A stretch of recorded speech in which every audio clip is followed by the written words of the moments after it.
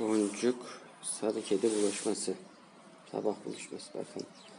İki tatlı kedi yan yana bekliyorlar. Ne haber kız? Diyor şimdi herhalde.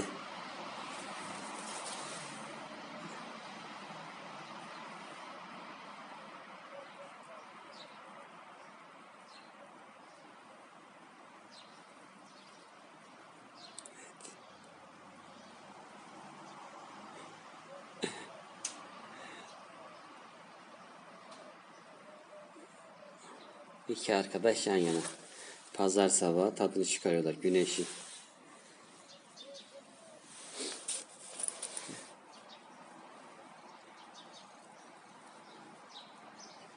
Yakın takipte.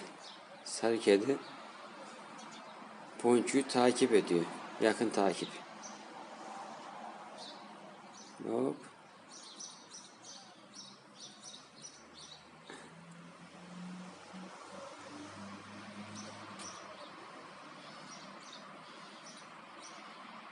Gel içeri gel. Gelin. Gelin içeri hadi.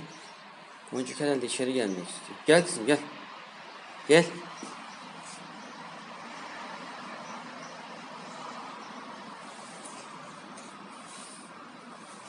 Sarı kedi de ağzını açıyor. Şikayetçi.